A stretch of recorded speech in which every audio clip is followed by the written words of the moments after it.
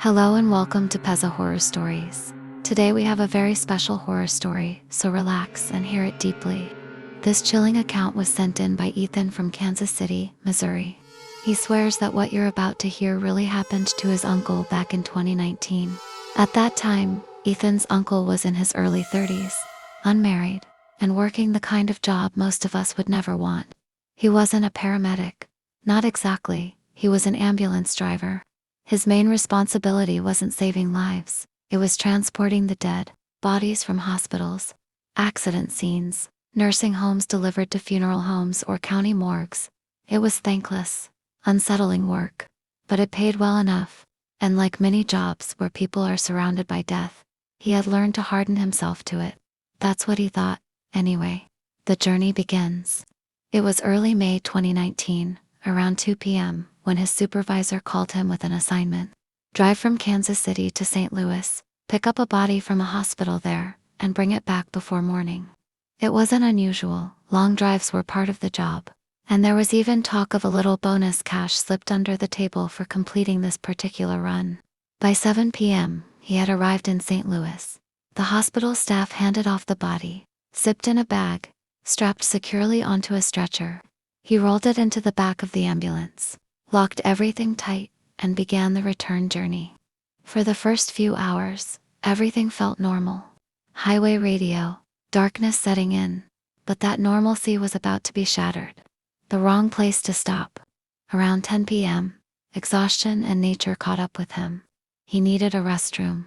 He pulled off the interstate into a semi-rural area, not abandoned, but strangely quiet.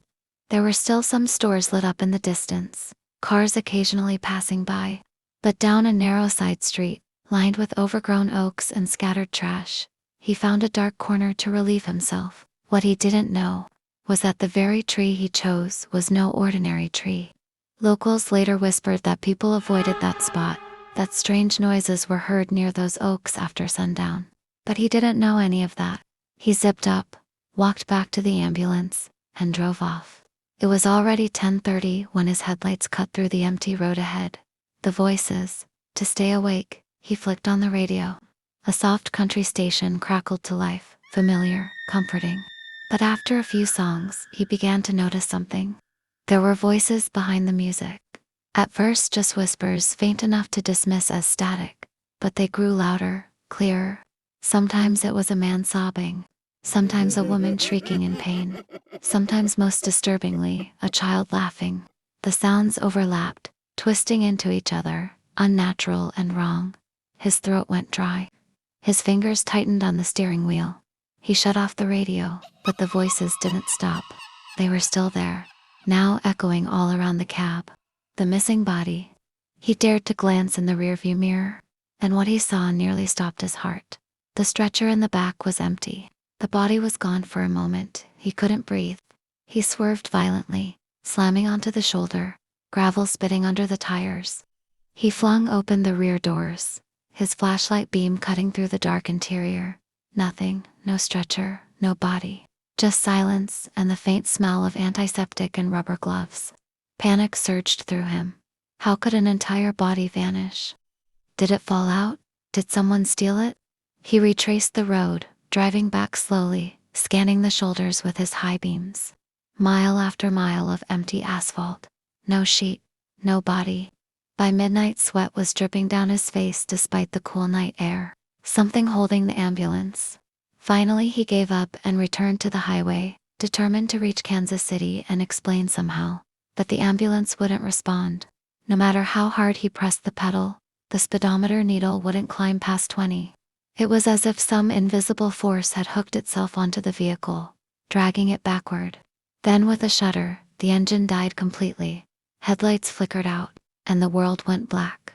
The body returns. Shaking, he stepped out and popped the hood. The engine looked fine. Nothing was wrong mechanically.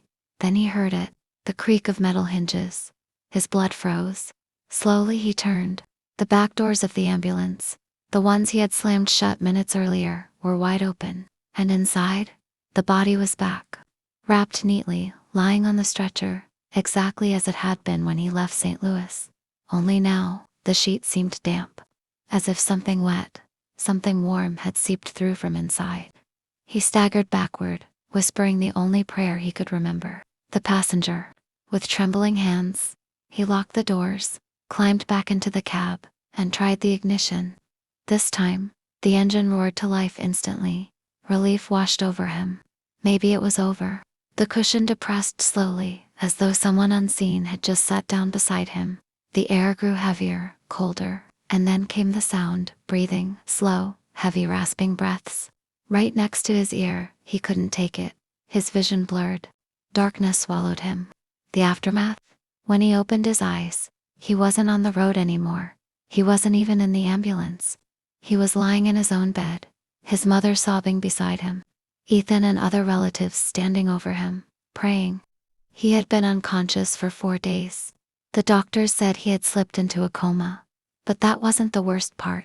The ambulance had been found days later, abandoned on a back road outside Kansas City.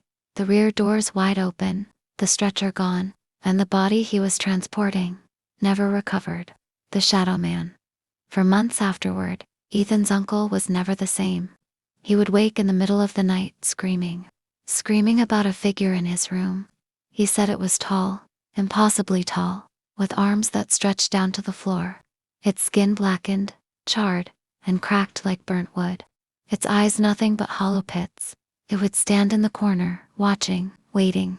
He tried therapy, medication, nothing worked. Finally, desperate, the family turned to a local priest, a man who had dealt with strange disturbances before. It took 30 days of blessings and nightly prayers before the presence finally seemed to fade. And even now, Ethan says, his uncle refuses to drive at night. He will not take highways alone, and he has never, not once, gone back near St. Louis. Because somewhere out there, on a dark back road between St. Louis and Kansas City, an ambulance is still missing, and so is the body that was supposed to be inside. That was today's story. If you like this story, make sure to subscribe to Peza Horror Stories.